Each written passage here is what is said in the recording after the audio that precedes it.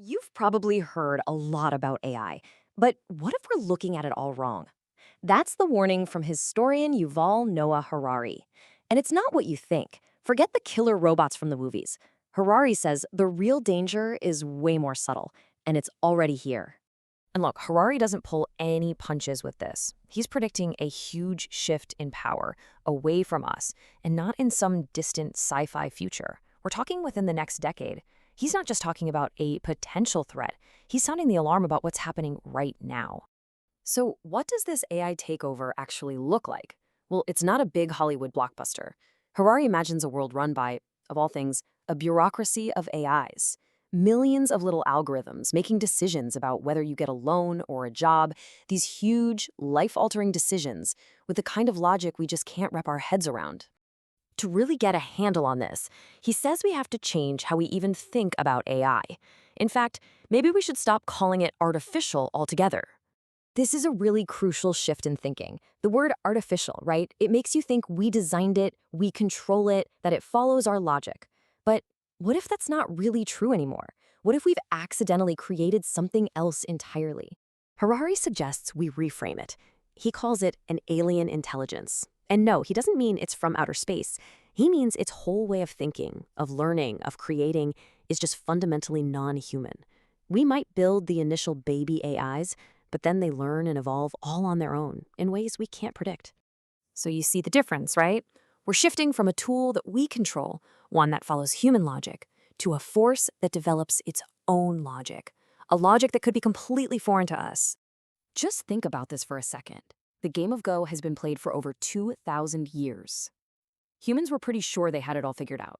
Then, in a matter of days, this computer, AlphaGo, comes up with completely new strategies, moves that no human grandmaster had even conceived of. That, right there, is alien intelligence in action. And this alien intelligence isn't just a theory, and it's not just for board games. Simpler versions of it are already out in the wild, learning how to manipulate us in our daily lives. In the battle for our attention, social media algorithms stumbled upon a simple and devastatingly effective playbook. They learned that the fastest way to keep us engaged, to keep us scrolling, is by triggering our most primal emotions. All they have to do is press the fear button, the hate button, or the greed button. Now, these algorithms don't have some evil plan. Their only goal is to maximize engagement. But to do that, they've learned to amplify the stuff that hijacks our evolutionary responses, creating this crazy feedback loop of outrage that just reinforces our worst biases. And this whole dynamic leads us to one of the absolute biggest dangers in AI development. It's a concept that Harari says is already causing chaos. It's called the alignment problem. The alignment problem is actually pretty simple to understand. You give an AI a goal, and it achieves that goal, but in a way you never, ever intended, with totally catastrophic results. The really scary part is the AI isn't rebelling. It's just doing exactly what you told it to do. The classic example is the paperclip maximizer. It's a thought experiment that sounds absurd, but just look at the column on the right. We told social media algorithms to increase user engagement, a seemingly harmless goal. And the unintended consequence? It's been the destabilization of entire societies. The thought experiment is already happening. So what happens when this alien intelligence, driven by goals that aren't aligned with ours, gets the power to manipulate not just our attention, but reality itself? For generations, seeing was believing, right? We have this built-in trust for video and audio because until just a few years ago, it was incredibly hard to fake convincingly. That fundamental trust is now gone. I mean, really think about it. What happens when anyone can create a totally convincing deepfake of a political leader saying something they never said?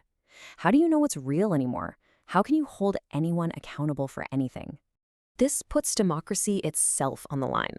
At its core, democracy is just a big public conversation.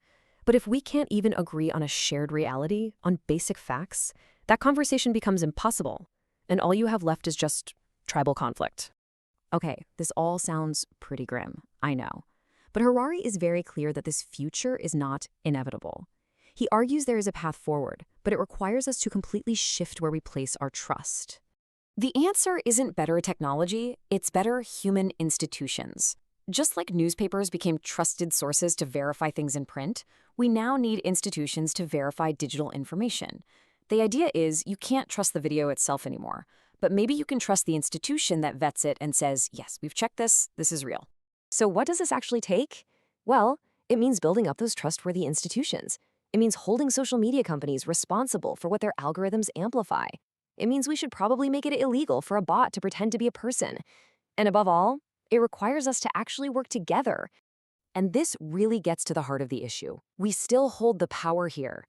The algorithms are just exploiting our divisions. They're not the main enemy. Our inability to cooperate in the face of this challenge, that's the greatest threat. Ultimately, Harari places the responsibility right back on our shoulders. The challenge isn't the technology itself, but our own human nature. And the question he leaves us with is whether we can overcome our own delusions before it's too late.